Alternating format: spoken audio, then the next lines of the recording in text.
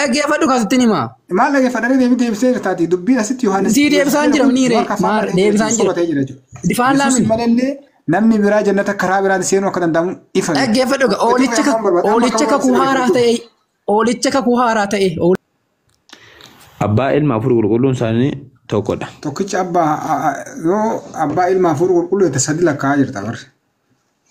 Tokkichi sun eenyuus hin jedhe. Ati amma ijaan qabdaa, funyaan hin qabdaa, afaan hin qabdaa. Kanaafuu ija gurra maalii kanneen lakkaa'arte jechuudha. Kanaafuu ati amma harka hin qabdaa, harki kun quba shan qabaa, qubni shanan kun yoo si biraa jiraachuudhaa baate ati nama guusuu miti. Nama erru jechuudha. Kanaafuu yoo Yesuus bira hin jiraatin abbaan waaqa erruudha jechuudha.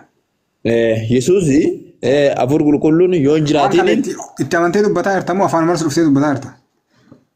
Sirriitti itti amaneen malee. Okay, obboleessi keenya waan itti amanee dubbatu kana na guddisaame ijoollee. Koodhaati baana. Of guddisaa eegume. Rabbi si haa guddisu. Mooditara hin qabu laa waan iskiriin si agarsiisuuf eegume. Okay, obboleessi keenya kuni itti yaadee dubbatee jedhee okay waliin dubbisna. Ishi gaashi. Abboomii keessaa isa caalu. Barsiistota seeraa keessaa tokko yeroo isaan waliin morkatan dhaga'ee Yesuus deebii gaarii akka deebiseef yommuu arge.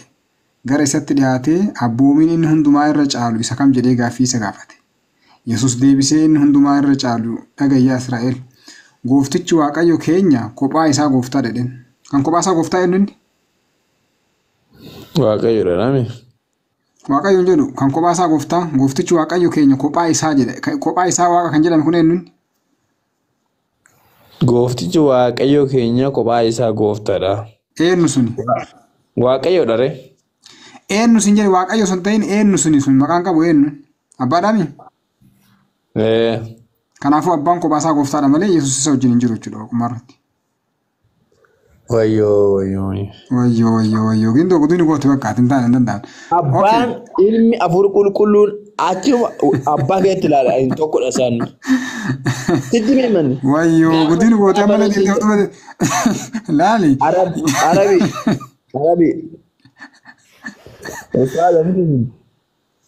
Laala ati waan jette kophaa isaa gooftaa miti waliin jiranii jette amma moo kayyeen kattistee jennaan wayyoo jettee fuduba deebite fuduba deebiin gaarii miti laali. Na caqasaa gisee tokko. Waljala dubbatina gaa. Harka namni harka yookiin namni amma dawaa dubbataa jiru haa dubbatu. Ayyo. Waljala dubbata. Eeshaan nama dubbachaara. Stop. Waan kanaan nuti tulas keessatti namni tokko dubbatee geeffatee yoo galeef yoo galeef hin galleef yoo dadhabeellee dadhabe jedhee eegasii nama birattara seera onnaa qabna nuyi malee callisee kuuna seenee kuuna chii kun hin jiru as keessatti dalagu. Laali ati waan jette Yesuus abbaa ilmaa fi afur qulqulluu walitti waaqa tokkichaa fakkeenya ijatiyyaa fi gurra kiyyafaa walitti lakkoofte. Amma yeroo bakka kana lakkooftu Yesuus maaliif keessaa bahe bakka kanatti yoo waaqummaa waaqa abbaa wajjin qabaate asitti Yesuus afaan isaatiin dubbatee gooftichi Waaqayyo keenya kophaa isaa gooftaadha jedhe. Ati ammoo abbaa ilma afur qulqulluu walitti nu lakkoofta. Siitu sobaa jira moo Yesuustu sobee kana qofa addaan nu baasee? Fakkeenya duraasiif hodhetti na deebisi. Fakkeenya sin deebisu tana bichaa nutti himi. Siitu sobee moo Yesuustu sobee tana bichaa nu deebisi. Walumaan fakkeenya sin deebisu. Ani amma maqaan koo lammaadha. Yoon ija dhabee. Lamma maqaan illee ta'e surra koo maqaa irraa dubbataa hin jirru. Amma ka dubbataa jirru siitu sobee moo Yesuustu sobee? Asitti Yesuus waan jedhe gooftichi Waaqayyo keenya kophaa isaa maqaan lakkoofne asitti. Gooftichi Waaqayyo. Anis hin sobne Yesuus hin sobne. Akkamitti sobni lamaan keessa Yesuus waan jedhe Yesuus deebisee inni hundumaa irra caalu dhagayyaa Israa'el gooftichi Waaqayyo keenya kophaa isaa gooftaadha jedhe Yesuus asitti. Kanaafuu yeroo kana inni fooniin dubbachaa jira. Akka fooniitti akka nama ta'etti dubbachaa jira. Garuu inni kanaafuu Yesuus gaafa fooniin jiru kana waaqummaa hin qabu jechuudha. Waaqummaa ofirraa hin qabu jechuudha. Waaqummaa keessa hin jiru jechuudha. Lakkaamu gaafas. Foon isaati malee inni Waaqayyoodha. Foon isaati kan hin lakkaamu. Foon isaati malee maal isaati malee nu jedhin gaa. Kan dhalate suni inni gaafa sagalee sun gaafa foon ta'uu waaqummaa gadhiisee jira jechuudha. Waaqummaa hin qabu guddina godhuuf deemaa jirta taa'e. Hai nuufiftuu foon sun lafarra tursin kabarsaa ture ka du'aa kaasaa ture sun waaqa ichaa jiraame kun uummanni ati ammoo deebitee foon sun waaqummaa hin qabu jetta. Tanuu siin jedhame. Guddinuu godhini waaddaan nu baasi ayyaama waaddaan nu baasi. foon lafarra tuusu waaqummaa qaba moo hin qabu? Qaba kamitti hin qabu. Kanaafuu amman qabattee amman qabu hin jedhin ka kanaafuu foon santu waan jedhe ilaali.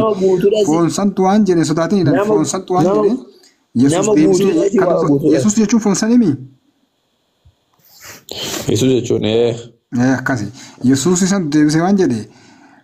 Inni hundumaa irra caalu dhagayyaa Israa'el gooftichi waaqayyo keenya kophaa isaa gooftaa jedhe. Itti fufee ilaali ammas. Ati sidhee namichaan waaqayyo kee goofticha garaa kee guutuudhaan jireenya kee guutuudhaan yaada kee guutuudhaan humna kee guutuudhaanis jaallachuutu siif ta'a jedheen. Yesus akkana jedhee dubbate. Waaqa sadii jettee ka'ee eessaa fidee barsiisee waaqa nu sadii walitti waaqa tokko jedhu eessaa fide Yesus. Mee bakka takkatti illee kan gooftichi waaqayyo nu sadii walitti waaqa tokko jedhee dubbate jira Yesus akkasitti. Amma Arabiin harka Yesoo dhabdaniisi. Fakkeenya amma quba shanan qabdaniimi. Quba shanin qaba alhamdulillah kaan shan qaba hayyee amma gara qubaata baay'ee. Qubni shanan kuni qubni guddaan Yesoo bira hin jiraatin waa qabuu hin danda'a. Hin danda'u. Bakka abbaa kanaafus waaqayyos abbaan Yesus bakka bira hin jirretti abbaanis ilmi afur qulqulluun achuma keessa jira. Rakkoo karaa baree deemaa jirta. Kanaafuu Yesus Kiristoos bakka bira hin jirretti waaqni abbaa uummata akka illee godhuu hin danda'u jechuudha. Uummata tokko gochuu hin danda'u addaanis immoo deemuu hin danda'an. Addaanis deemuu hin danda'an. Okay, kanaafuu addaan deemuu hin danda'an gaafa Yesus ajjeesanis abbaan walumaan ajjeesan jechuudha. Addaan deemuu hin danda'an. Abbaa yeroo du'us ilmi yeroo du'us abbaan walumaan du'a. Kophaa isaa gara tokko maal Yesus bichaan kophaa isaa maaliif du'aare? Waan hin du'a. Waaqni kanatu gaafii ta'ee miti amma kunoo waaqni du'a attee garas deemte gaafa Yesus ajjeesanis abbaan walumaan ajjeesan. Gaafa Yesus garafanis addaan kophaa deemuu hin danda'a itti gaafuu abbaan walumaan garafan. Afur qulqulluu qabutu malee walumaan garafaa ture jechuudha. Addaa bu'uun hin ta'u. Foon isaa du'e. Haa? Foon isaa. Foon isaa jedha. Kan du'e Yesuus miti. Kan du'e Yesuus osoo hin taane Yesuus inni hafuurri isaa jiraatadha duraaniyyuu. Jiraatadha mirga abbaa jira. Garuu foon isaatu dhiphatee du'e malee hafuuraan miti. Okay. Kanaafuu waaqayyo abbaan kophaa isaa homaa godhuu danda'u jechuudha. Addaan ba'uu hin danda'are. Addaan ba'uu hin danda'are. Yoo kophaa kiyya waaqni abbaan kophaa hunda kophaa kiyya uumee yoo maal jedhu? Kophaa kiyya uumee jedhe. Seera uumamaa boqonnaa tokko lakkoofsa 26 dubbisi. Waaqayyo waan uume hundi kophaa kiyya uumee yoo jedhe akkam goonaas hin jedhe. Kophaa kiyya wanni jedhamu macaafa keessa hin jiru. Yoo jiraate akkam goona? Baasi. Laa baasi sun yoo jiraate akkam goona? Yoo jiraate shaadaan qabadha. Amma qabattaa? Walumaan laalaa deemna kan. Okay. Meen hamiyaa baasi neemee boqonnaa sagal lakkoofsa baasi. Namiyaa.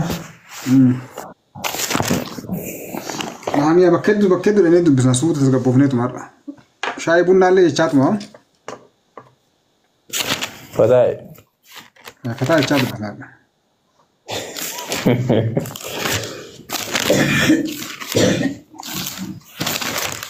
Baasii si beeraa miti silkaan. Dura Isaayyaas irraa kaafna niifama. Isaayyaas boqonnaa 45 lakkoofsa kuusattee naa dhaqee. Egaa miila sii baasa. Nami shaadaa ittiin ol seenaa erga dagasti inshaallah. Warri shaadaa ol kan shaamee dhuguma shaadaa qabatan. Ati dubbisii miti ati dubbadhu baabileen koofeeti.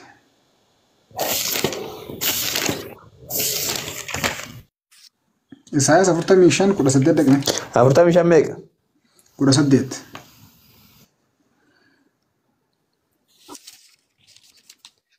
Waaqayyo inni bantii waaqaa uume. Inni waaqayyodha. Inni lafa bifa itti godhe tolchee jabeesse yommuu dhaabe akka inni jiraataniif malee bifa hin qabnee fi onaa akka ta'uuf hin uumne. Inni ani waaqayyodha. Ana malees kan biraa hin jiru jedhee. Dubbate.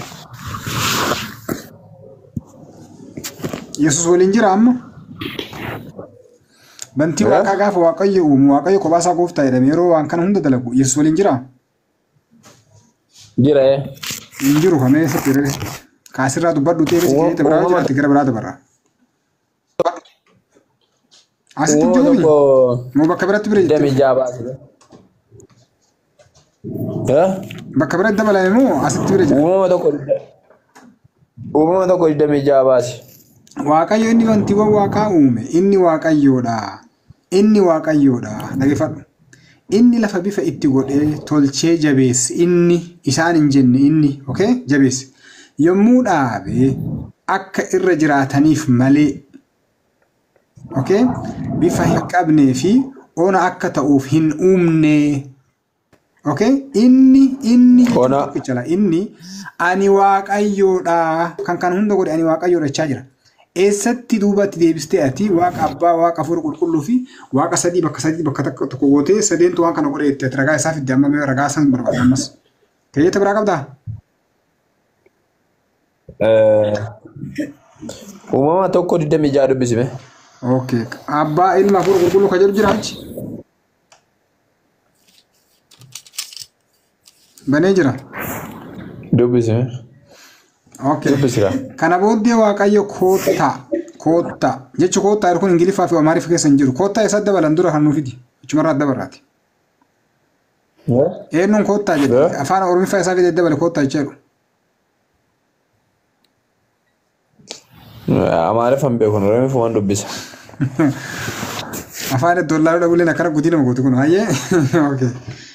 Kana booddee waaqayyo koota akka bifa keenyatti akka fakkaattii keenyattis nama in uumna.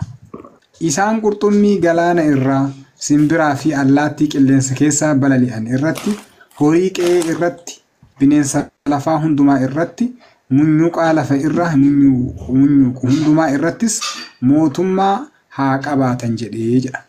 Hayyee as keessatti wanni hafuura qulqulluu fi ilma jedhu jira.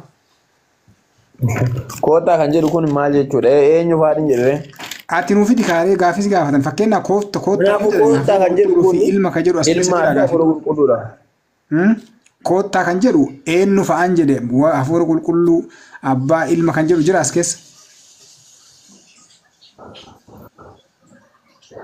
Koot ibiroota tokkodha. Guyyoota bara fiigin ibiroota dhayinaati. As keessa laal. Gindo kitaaba ortodoksii keessatti ammoo bakka kanatti waaqayyo malaayikaadhaan akkas jedheedha sii fida san rakkoo hin qabu. Amma ati pheenxee waan taateef akkuma pheenxee wajjin dubbadha. As keessa bakka kana keessatti hafuura qulqulluu abbaa ilma ka jedhu jira koottaa yoo jedhe fakkeenyaaf. Wanni himame jira. Koottaa yoo jedhu nama dhibbaan ta'uu danda'a, nama kumaan ta'uu danda'a. Qaamni biraatti sillaasee qaama biraa dabalee sanis ragaa godhatu danda'a. As keessatti koottaa yeroo jiru waaqayyo hafuura qulqulluu fi Yesuusin akkas jedhe ka jedhe jira as keessa. Hin jiru kan namni biraa hin jiru. Hin jiru kanaafuu hin jiru. Kanaafuu hin jiru koottaa ka jedhu kun hafuura qulqulluu fi Yesuus ka jedhu hin jiru ragaan. Hafuura qulqulluu fi Yesuus. Mikaa'eliin jira, Gabrieliin jira, Uraa'eliin jira. Fakkeenyaaf Yesuus gaafa dhalatu Maariyaamitti kan dhufe Gabrielii ture. Yoo Gabrieliidhaan jedhe maal irraa beektaati? Sun eega namni uumamee dhufe abboleessoo. Malaayikaadha moo nama dura uumamee akkas taanaan namni malaayikaan bar nama dura uumamtee mimaa? Namatu dura uumame. Ragaa. Ati ragaa kan malaayikaan dura uumamte jedhu naafiti. Malaayikaan waaqayyo yeroo dheeraa gabbaraa turte miti maa? Seexaan waaqayyo dideetii miti kan gannat keessa ari'ame. Beektooti kana ragaa kanallee amma gara biraan oofin gaati. Maturee olii keessa harkaan laaqini. Amma wanni barbaadaa jirru sillaasee dhaqaa jiru ragaa fidii sin jedhe baram. Maaliif jenna as yoo jenne olii gadi harkaan laaqama. Amma koottaa kan jedhu kana aab walda manfis qudduus ta'u ragaa. Koota kan jedhu namni biraa hin jiru sin jedhemi. Ragaa fidii sin jedhe kan namni biraa kan jirre ragaa fidii. Nama eegasii uumamemi. Ragaa fidii sin jedhe kan inni jedheen Yesuus bara eegasii uumame Maariyaam irraa waggaa meeqa booda dhalate bar. Yesuus hin jira. Ragaa fidii sin jedhe fakkeenyaaf ati mataan kee waaqayyoon bira turte dur. Ani waaqayyoon bira ture akka macaafaatitti. Nabiyyoonni hedduu waaqayyoon bira turan dhiiraaf dubartii waaqa bira turan kan hunda ragaa sii fidaadha. Okay? Amma kasin jedhu bakka kanatti aabbo walda manfis qudduus hafuura qulqulluu kan jedhu ragaa fidii sin jedhe. Ragaa fiddu malee si gadi hin dhiisu gaa ragaa fidi aabbo walda manfis qudduus ta'uu ragaa fidi. Yoo hin dandeenye ammoo nama biraatti caraa dabarsi. Ibroota tokko lama dubbisi. Okay, amma kanaafuu asirra hin jiru ibroota dha nama. Ibroota tokko lama dhayinaa? Ibroota tokko lama dhayinaa fi ayyaa. Ibroota tokko lama. Ragaayyoo dhamamee garuu biraan oofan firaa sa'aatii bichaan roon guminaati. Rakkoo qabnu warra sin deemtan hunduu wajjin deema inshaallah alhamdulillah. Wanni guddaan garuu ragaadhaan deema yeroo deemtan tokko lakkoofsa lama meeqa si dubbisa lakkoofsa lama moo tokkuma? Lama lakkoofsa lama. Laala obboleen kiyya tokkorraa dubbisaa fi tokkorraa akka lamatti walumaa jira dhaggeeffadhu. Laal waan jedhu ergaa gara Ibrootatti ergame Waaqayyo ilma isaatiin nutti dubbachuu eenyuun dubbate? Ilma isaatiin. Kan dubbatu eenyu Waaqayyo ilma isaatiin dubbateemi? Bara duriitti Waaqayyo si'a baay'ee karaa garaagaraatiin raajotaan abboota keenyatti dubbate. Karaa kamiin dubbataa ture Yesuus dura? Karaa raajotaa. Kanaafuu Waaqayyo karaa hedduudhaan dubbata. Karaa Yesuus qofa karaa garaagaraatiin dubbata. Akkasimi? Guyyoota bara isa dhumaa kanatti immoo ilma isaatiin nutti dubbate jedha. Ilma kan jedhame Yesuusimi? Kan dubbatu Waaqayyo. Waaqayyo ilma isaa kanaan Waaqa fi lafa uume. Waan hundumaas harka isaatti kennuuf isa dhaabee jedha. Harka eenyutti uume? Harka Yesuusin. Kan uume eenyu? Waaqayyoodha. Waaqayyo uume. Kanaafuu Yesuus uume kan jedhu jiraas keessa? Ilmi isaa. Naa Waaqayyo Yesuus uume jira fakkeenya waan qalima harkaa qaba. Qalima kanaan barreesse. Qalima kanatu barreesse moo anatu barreesseen? Qalama harkaa qaba fakkeenya qalama diimaa harkaa qaba. Barreeffamni hin jiru qalama kana si fuudhee fakkeenyaaf qalama kana si fuudhee waa sitti hin barreesse qalama diimaa. Amma mootii kun qalama biraa maarkii biraa fidee amma moo kunillee maarkariidha. Maarkii biraa fidee maarkii kanaan barreesse. Amma yeroo itti aanullee eegas waan biraa fuudhee kanaan waa barreesse wantoota garaagaraa harkaa qaba. Kan hundaa waa barreesse. Wantoota kanatu uumaadha moo anatu waan kana waa dalagaa jira? Wantoota kana waa dalagaa jira moo anatu waan kana waa dalagaa jira? Akkasirratti. Kanaafuu kan waa dalagaa jiru ana malee qalama miti jechuudha. Waaqayyo osoo Yesuus nu kan waa uume taate kan waa uumu taate jechuudha. Waan hunda waa uume osoo Yesuus kan uume taate kan waa uume Yesuus miti jechuudha. Kan uume eenyu Waaqayyo jechuudha. Kanaafuu Yesuus ofii isaatii waa godhuu danda'a reema? Yesuus ofii isaatii waa godhuu danda'a? Sirriitti malee. Harka ofii isaatii jedhee waa godhuu hin danda'u bara. Amma maaliif amma sitti keeyyata amma fidde kana kan kuffisu asuma jira laali. Amma Ibroonni akkasaa jedhu malee Yesuus ofii isaatii deebi'ee waan jedhu laala akkasirra sii galuuf kun Yohaannis boqonnaa 5 irratti Yesuus ofii isaatii dubbate. Waan maal jedhee dubbate? Akkanii dubbata laali. Laal Yesuusiif kan dhugaa ba'an Yesuusitti dabalee ofii dubbataa jira. Ani humna kootiin homaa gochuu hin danda'u jedha. Ati ammoo Yesuus gochuu hin danda'a jetta sitti sobaa jira moo Yesuus? Bakka amma dubbiftee kan dubbistu kana. Inni maal dubbisaa jira maa? Yesuusitti dabalee ati waan jettu Yesuus ofii isaatii godhuu hin danda'a jetta. Okay? Yesuus dabalee ani humna kootiin homaa gochuu hin danda'u. Abbaa koo irraa kan dhageetti nan farada jedhe. Firdiin ani faradus qajeelaadha jedhe. Anoo yaada koo duukaa bu'uu hin barbaadu yaada isaan argee duukaa bu'a malee jedhe. Amma asitti mee aangummaan Yesuus meetoo eega ofii isaatii uummata akkallee godhuu hin dandeenye. Yesuus wanta godhuu hin danda'u jedhuun sobaa jira moo isintu nu sobaa jira kan Yesuus waan hunda dalage waan hunda isaa ofii dalagu jedha. Yesuus amma.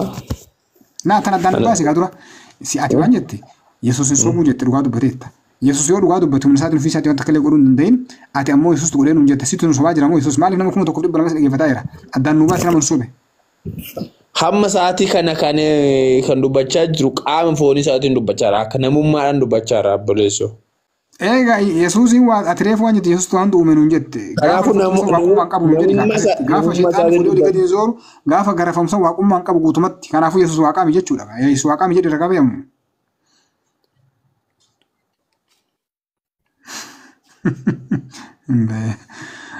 Miskiin.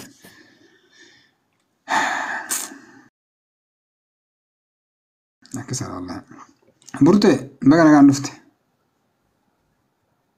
Jala kanaa taa'u lolaa jirtu akka tana ima rakkanne wallahi. Okay, namni kiristaana bira akka tufu yoo jiraate. Elsa. Seeni dubbattani? Ani dubbadhu. Eenyu namni dubbadhu jedhu? Elsaadha? Eeyyee. Baga nagaan dhufte. Amiin baga nagaan na eeddan. Yesuus Kiristoos waaqadha waan hundumaa dura turuusaa waaqa ta'uusaa siif mun barbaade jechuudha. Hayyee mee nutti himi akka ta'eetan barbaanna kun gobas hayyee. Keeyyatti meeqa jira? Qolaasiyaas tokko. Qolaasiyaas tokko okay. Qolaasiyaas ta'inaa? Laasias tokko. Tokko lakkoofsa meeqa? 15. 15? Eeyyee. Ayyee. Dubbisa moo dubbista? Lakkoofsa 15 qofa dubbisnaa? Dubbisi hanga 20tti. Okay. Kiristoos bifa Waaqayyo inni ijaa hin argamne ittiin namatti mul'atudha jedha. Eeyyee. Uumama hundumaa duras dhalatee jedha. Eeyyee. Waaqa nuun jettee ati mee ture waaqa ta'uu isaa maragan. Kiristoos inni bifa Waaqayyo inni ijaan hin argamne jedha. Namnis bifa Waaqayyooti. Namnis kan uumame bifa Waaqayyooti. Koota akka fakkaachii kennamu haa uumu jedhis. Bifa dhaggeeffadhu Kiristoos bifa Waaqayyo inni ijaan hin argamne jedha. Bifa sansii walii gala san bifa ta'uu walii gala. Uumama duraan dursee dhalatee jedha. Elsa san walii gala bifa ta'uu walii gala akka macaafaatitti bifa ta'uu walii gala san mormii hin qabnu nun tokkolleen. Okay? Anisumatti eeyyen. Amma waaqa ta'uu barbaanna malee bifa ta'uu dhiirri hunduu bifa Waaqayyo akka ta'e san ragaa hedduu siifinna addamis bifa Waaqayyo akka ta'e namni kamuu bifa Waaqayyo akka ta'e san siifinna amma asitti Yesuus waaqa keenos keessa hin jiraare. Bifa waaqa isa ijaan hin argamne jedha. Bifa Waaqayyo isa ijaan hin argamne jedha. Walii galee barbaada. Fakkeenyaaf Waaqayyootiin amma arguu hin dandeessu, argamuu hin danda'u, qaqqabamuu hin danda'u jettani miti Waaqayyo Yesuus Kiristoos waaqadha isa bifaan hin argamne jedha malee kan biraa jedhe dhaggeeffadhu dubbisachumarraa waan biraa rakkoon qabu. Elsa laali.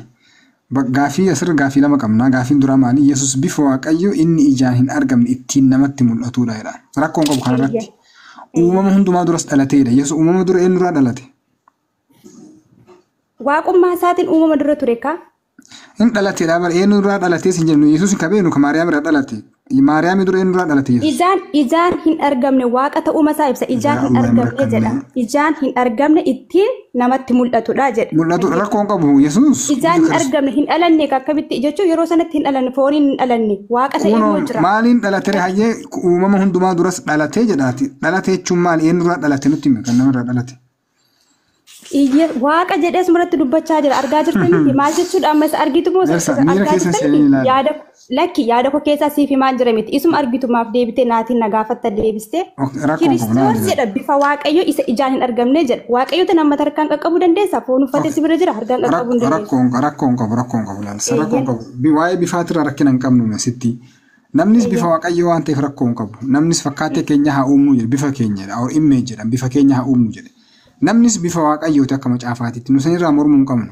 Lammaffaa bakka kana keessatti Yesuus waaqa ta'uu wanni ibsu maaltu jira diragaan Yesuus waaqa ta'uu jira. Namni gaafa foon uffatee dhalatu namni foon uffatee dhalatee beekama malee hafuuraatiin namni hafuuraatiin waaqa ta'ee hin beekamu. Dhaggeeffadhu namni namadha jechuudha. Kun garuu waaqadha. Waaqa jedha malee namni foonii fi dhalatee nama kanaaf Waaqayyooti wal bira hin qabu kun. Akkumarraa akka dubbifattu jechuudha. Kiristoos bifa Waaqayyo isa ijaan hin argamne jedha. Bifa Waaqayyo jedha ijaan hin argamne jedha. Nu bifarraa rakkoo hin qabnu sin jedhee bar bifa isaatirraa rakkoo hin qabnu. Bifa Waaqayyoo ta'e rakkoo hin qabnu. Rakkoon keenya sanii inni waaqa ta'uu as gaafata. Inni waaqa keenya jira as keessa. Fooniin dhalachuun isaayyuu fooniin dhalate miti fooniin dhalate duraatiinis waaqa ta'ee jira jechuusaadha asirratti. Okay duraan waaqa ta'ee jiraachuu isaa barbaanna amma ammoo. Maali reefu isa ijaan hin argamne jedha jechaa jira miti. Maal taatee ati sitti ofii meeqa dubbifachaa jirta? Miira keessa seenini. Indee maaliif irra deebitee fayyumootu argaa jirtu maaliif? Miira keessa seenini. Mee bishaan yoo sibira jiraatu bishaan wayii fudhadhu laale mee gaaffii maali? Ara lakki ani beektaa utuun ijaan argee sii dubbisaa jiru namni gaafa na kaadu natti hin tolu. Beekaa waan hin argine sitti himuu hin danda'u waan hin arge garuu sirriitti na sitti himaa jechuudha. Waan hin amanu waan hin arge tokko jechuudha. Okay rakkoon qabu. Okay Yesuus bifa Waaqayyoos jennee fudhannee haa jennu. Okay Waaqayyo hoo eenyudha? Waaqayyo waaqadha kaa? Kanaafuu Waaqayyo kan biratti jechuudha. Waaqayyo waaqa isaan tokkodha. Hojiin isaanis tokkodha. Waaqayyotu jira warra wal morman isaa warra wal morman. Waaqayyooti Waaqayyo immoo waaqa. Okay Waaqayyo immoo waaqa. Rakkoon qabna asirratti. Okay deebi'ee ammoo uumama hundumaa duras dhalatee jedha. Eenyurraa dhalate? Haala sanatti. Dhaggeeffadhu. Dura dhaggeeffadhu kan dhalate kan jedhu. Hojii Waaqayyoodha malee hojii Waaqayyo fakkeenyaaf jaalala nagaa malee waan biraan qabu miti fakkeenyaaf isadha malee fooniitiin kakuu haaraa keessatti dhalate.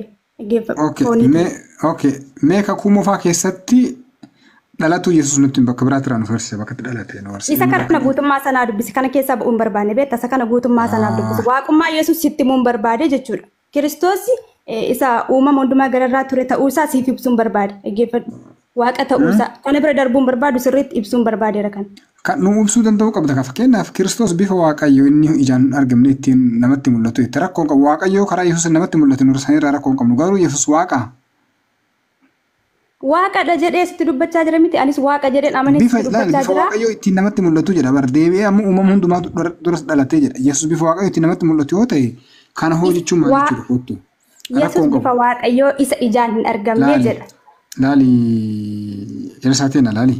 Kuni seera uumamaatu boqonnaa tokko lakkoofsa 26. Kana booddee Waaqayyo kootta akka bifa keenyatti reefu Yesuus bifa Waaqayyoo jenna. Amma ammoo akka bifa keenyatti akka fakkaattii keenyattis nama hin uumnaa jedhe. Namni fakkaattii Waaqayyooti moo Waaqayyoo miti? Namni fakkaattii Waaqayyoodha. Garuu Waaqayyo jedhee himaa jira. Waaqummaa isaa himaa jira. Bifa Waaqayyooti moo bifa Waaqayyooti ilaali sirriitti gadi ilaali. Bifa Waaqayyoodha namni kamiyyuu. Yesuus bifa Waaqayyooti. Namni bifa Waaqayyooti. Kootta akka bifa keenyaaf fakkeetti keenyatti nama dhuumna jedhee akka fakkeetti isaatti nama dhuume miti. Walii gallee jira kan Yesuus bifa Waaqayyooti namni bifa Waaqayyooti. Nuti Waaqa jechuudha ari'amna asitti. Ara lakkii akkasin jedhiin hin jallisii. Elsaateen guddin waliin kan amma bifa namnis bifa Waaqayyooti. Isa ijaan hin argamne jedha. Isa ijaan hin argamne. Dubbii ijoo isaa bira maaf darbitaa? Isa dubbii isa ijoo isaa bira darbuun barbaachisu. Dubbii ijoo bira dabarre kaa bifa Waaqayyooti malee Yesuus Waaqayyoo kan jedhamu. Isa ijaan hin argamne jedha. Isa ijaan hin argamne jedha. Fooniinis argame mitiire? Asitti uma Waaqayyoo ijaan mul'ateedha ma. Yesuus Kiristoos hafuuraan Waaqa ta'ee ture miti. Waaqa ta'ee foonumaan deebi'ee foonii uffatee dhalachuun isaa waaqummaa isaa mul'isa. Beektaa miti waaqummaa isaa mul'isa. Isaan rakkoon qabsanitti dhufna akkamitti dhalatee nurraa dhalatee dhalachuun kan isaa maalii ka jedhutti deebina rakkoon qabu. Amma gara dhalatu taa deemu. Amma namni bifa Waaqayyoo ta'uu argannee jira ragaadha waliin mormisiisu. Amma kaakatti aanu Yesuus eenyurraa dhalate bakka dhalate qofa nuuf deemna. Uumama hundi ture isaa dhalate. Yesuus Maariyaam irraa dhalate miti. Maariyaam uumama hundumaa dura jirtu gaa. Fedha fooniitiin yookiin fedha dhiiraatiin miti kan inni dhalate. Fedha. Maariyaam uumama hundumaa dura jirtu gaa. Yoo Maariyaam irraa dhalate uumama dura hin dhalanne gaa. Hafuurri sun immoo duruma jira gaa. Hafuurri sun duruma jira. Maybe Phaawulos fa'aa dura dhalatuu danda'a Yesuus akka macaafaatitti. Uumama dura jiraachuusaa siif uumama hundumaa dura jiraachuusaa. Waaqas uumuusaa lafas uumuusaa kanumarratti jechuudha. Dhalatuu gaafataa jirra Eelsa dhalatuu Yesuus barbaanna. Waa uumama hunda duraan keeyyatumati fiddes gaafataa jira malee gara biraan deemnee gamma. Keeyyata ani fides ko keeyyata ani fides dhalate jettee bakka itti dhalate fidi ragaa. Hin jira ragaan? Keeyyata anis dhaggeeffadhu sitti hima. Dhalatuu ragaan jira sin jedhu yoo barbaad hiika qaba jedhi rakkoon qabu. Illuun si dubbise kun ko siif himeera ko hambira maalan siif da kunumti ko deebii quubsaadha mikko kun deebii quubsaadha. Uumama hunda dura dhalatee jettee eenyurraa dhalate. Elaa dhugaasti immoo jechuudha dhaggeeffadhu. Sagalichi jalqaba waan hundumaa ture jira fakkeenyaaf Yohaannis keessatti jechuudha. Yohaannis boqonnaa tokko keessatti Yohaannis isa duraa boqonnaa lama.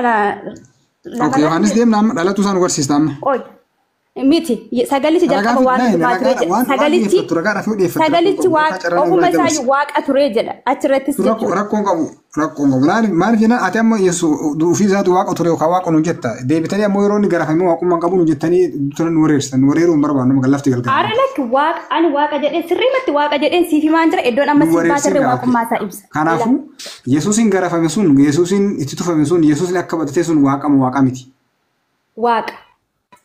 Kristaan reefu ammoo waaqa miti nuun jedhe foon reefu sun waaqa miti nuun jedhe kanaafuu amma sitti wal dhabdanii jiru. Meebii dogoggora dubbachuu danda'a jechuun namni kamiyyuu irraa Yesuus gaafa garafame waaqni garafama naa deebisa waaqni garafama harkana. Abdii. Dhaggeeffadhu sitti maali? Waaqayyo jaalala. Garafama intuma maal ajjeefama waaqni. Eenyuun jedhe. Ergamoota jalqabatti ergamoota waaqayyoo ergamoota ergaa ture miti. Garuu isaan ergamoo sana dhaga'uu hin dandeenye. Ergasii immoo ilma isaa erga jaalala waaqayyo dhala namaaf qabu lakki jaalala waaqayyo. Yesuus waaqa ittee miti gara biraan deemini. Yesuus waaqa ittee mi waan si gaafnaa deebisii ibsee gasi. Waaqayyoon hin garafama. Waaqayyo of hin tuulu. Waaqayyo of hin tuulu kanaafuu hin garafama akkasimi. Fakkeenyaaf waaqayyo ani waaqayyoodha jedhee of tuulee waaqayyo of tuulee nama uumama isaa harkaan deebee waa tokko gochuu hin danda'u. Waaqayyo jaalala waanta ta'eef jechuudha. Kun jaalala waaqayyo mul'isa. Waaqayyoon garafamaas hin jedhe.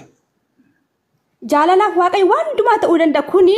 Waaqayyoon rakkoon qabu waaqayyo jaalalaaf waan maran ta'a. Garafamuunsaas du'uunsaas. Garafamuunsaas du'uunsaas maal isaa sun waaqayyoon du'a. garafamuunsaas du'uunsaas inni akka jiraatu beek garuu warra biyya lafaaf hin ifneef garafanis reebanis ajjeesanis malee. Elsa Waaqayyoon du'a. Waaqayyo ilaasitti immoo inni waan hundumaa gochuu danda'a. Hin du'a jedhe. Waaqayyo gabaa dangalchina rakkoon qabu Waaqayyo hin du'a yoo nuun jedhamu maddaan nu baasi bakka. Waaqayyo jaalala isaa mul'isuuf waan hundumaa go'a. Ni du'a. Du'ee achumaan hin hafne Waaqayyo Yesuus Kiristoos amma du'ee achi hafuu baatee irraa nus gaafate Waaqayyo ni du'aas hin jedhe achi hafee doonaan immoo fedhu sa'a takka booda akka waggaa tokko booda fedhachuun hafu nutaa irraa hin qabne Waaqayyo ni du'a montuu. Gaaffii tokko siif deebisuu qo'e gaaffii tokko siif osoo achi deemtee naan deebisuu waan biraatti miti lakki waan biraa Waaqayyoon du'a. Du'uus danda'a jiraachuu danda'a. Waaqayyo akka fedhes ta'u isaan biratti rakkoo hin qabu garuu gara macaafaa deebisnee macaafaan waaqan duutamuun duutu jennee gaafannee eenyu akka sobee fi. Isa kana miti achi keessa sitti immoo achi keessa galtee hin biraan jedhin isan siif kenne sana. Macaafaan haasaa malee maal waaqa ajjeeftee eessa deemtaati tapha jira tapha akkas jedhamu jira. Dubbisaa ijoollee asirratti macaafa kana dubbisaa. Elsa naga dimtu waaqa ajjeefteerra guutiin dhumateerra. Lakkin jenne waaqa ajjeeftee sana nagaa hin baata. Yoo du'eeyyuu Yesuus Kiristoos jaalala mul'isuu mee du'ee an jaalala mul'isee jibbana mul'isee waa'ee sanii nan galchuun waaqa ajjeefteerra. Aaqa shaataa qabattu tokko aaqa asitti amantutti waan kana sigitin. Bageetaa Yesuus Kiristoos. Yesuus hin jedhe. Timoteos tokko faratti baayibilaan shaataa qabsiisa. Timoteos tokko faa boqonnaa jaha lakkoofsa 16 dubbisna. Elsaan waaqni du'a akkana taa'e itti dubbataati. Injenne geeffadhu. Jaalala mul'isuu jettee du'uunsa jaalala mul'isu akka. Geeffadhu Yesuus Kiristoos jaalala Waaqayyo mul'isuuf waan hundumaa gochuu danda'a. Waan hundumaas ta'uu danda'a. Jaalala mul'isuu danda'a akka ta'uu danda'a nu jetti. Jaalala Waaqayyoon ilmaan namootaaf qabu mul'isuu isaadha malee. Waaqayyo mul'isuuf malee du'ee hin hafu. Akkasuma malee soba dubbattee hin deemtu nagaa hin deemtu asitti dhageeffadhu. Ani soba dubbanne dhugaama koo dubbachaa hin jiraan. Amma dhageeffadhu. Kuni Timoteos tokko faa boqonnaa jaha lakkoofsa 16 akkana jedha. Waaqayyo duwwatu hin du'u jedha.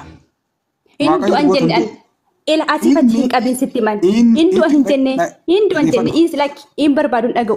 Hindu an jenne du'uunsa jaalala Waaqayyo du'uunsa ka'uunsa jaalala Waaqayyo mul'isu ta'e malee abboommii malee kuni abboommii Waaqayyo eege malee. Elsa carraan abiraatti kennu bakka dhiis bakka yoo danda'e rakkoon lakki.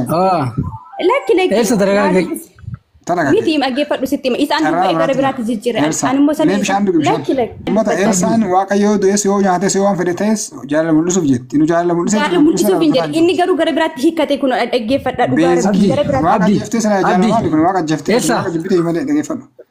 Ani dhaggeeffadhu Waaqayyo duwwatu hin du'u. Hindu an jenne ani. Ifa homtinuu itti dhiyaachuu kanaafuu Yesuus yoo du'e waaqare. Hindu an jenne ani. Yesuus waaqaas yoo du'e waaqa. Jaalala mul'isuuf waan hundumaa ta'e malee inni du'es jaalala mul'isuuf du'e akkasimi. Elsa. Elsa. Laa kan du'e. Dhagaan jira. Yesuus Kiristoosidha. Kan du'e Yesuus Kiristoos. Kanaafuu waaqni du'u waan ta'eef Yesuus waaqa miti akkasimi. Waaqayyoodha. Egaa dubbatina. Abdi. Waaqayyoon du'u Yesuus yoo du'e waaqa miti ka. Na dhaga'i abdi. Abdiin asin jiru. Waaqayyo. Malee addaan baasuu dha jira. Okay namni abdiin. Abdii Muusaa mini mooti. Akkam beektaa? Dhaggeeffadhu gaasittan hima. Waaqayyo sababii cubbuu keenyaaf sababii yakka keenyaaf ilma isaa tokkicha hiisaas asin jettanii gara biyya lafaatti ergee. Gara biyya lafaatti ergee. Kun immoo balleessaa keenya yookaan cubbuu keenyaa fi gara biyya lafaa kan hin dhufe akka du'uu fi ergamaa abbaa isaatii hojii abbaa isaatiif ergaalee akkuma ilmi abbaa isaatiif ergaa deemu fakkeenyaaf ilma qabaachuu dandeessa. Ilma kee ergaadhaaf iddoo tokkotti ergachuu dandeessa. Ilmi kee kana immoo fakkeenyaaf Abiraam gaafa inni dhalabe Abiraamiif Waaqayyoo Isiyaaqiin kenne. Isiyaaqiin sababii jaallatuu fi abbaa sababii Isiyaaqiif kennee fi aarsaa qinaa godheedheen. Maal sin jechuuf hin nagaadha beektaa?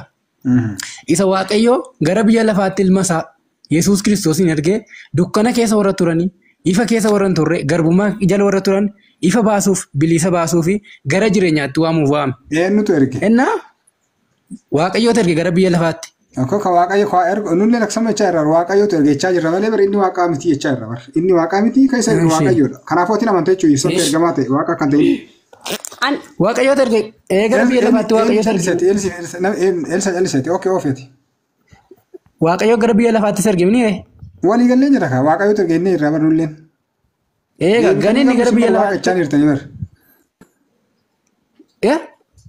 Ani waaqayyoodhaan jedhe. Dhaggeeffadhu sitti akka waaqa ta'e siif himu.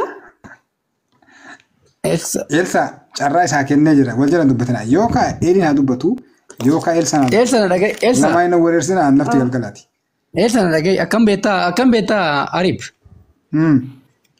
Egaa cubbuu jalaa bilisa nu baasuu fi akka nu dukkana keessaa ifatti baanuu fi Iisaa yookaan Yesuus Kiristoos kun abbaa isaatii ajajamee gara biyya lafaa dhufeera.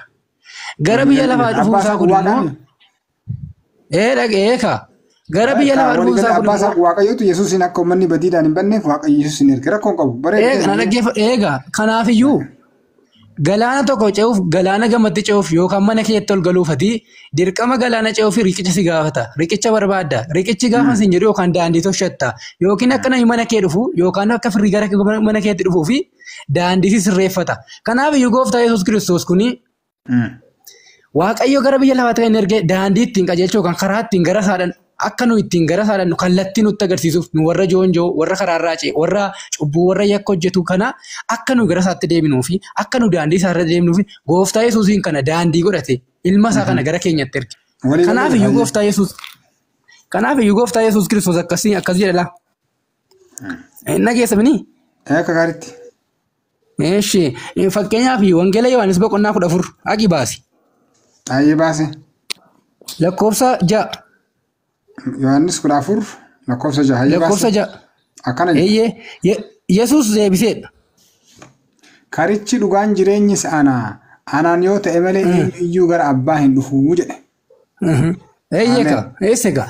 Kanaafiyyuu kun amma dubbiin kun daandii akka inni ta'e karaa akka inni ta'e riqicha akka inni ta'e karaa ittiin gara abbaadhaan akka inni ta'e anaan malee eenyuyyuu gara abbaan naqu jedhe. Ooke naa galee jira. Dubbii tanatti amantaati. Nana manee. Yesuus deebisee karichi dhugaan jireenyis anaan yoo ta'e malee eenyuyyuu gara abbaa hin dhufu jedhe. Fakkeenyaaf warri Muuseetti amane warri Abrahaamitti amane nabiyoonni kana dura taran Yesuus hin dura taran si'oolii seenan moo jannatti seenan. Kuni nabiyoonni kanaan dura jiranii.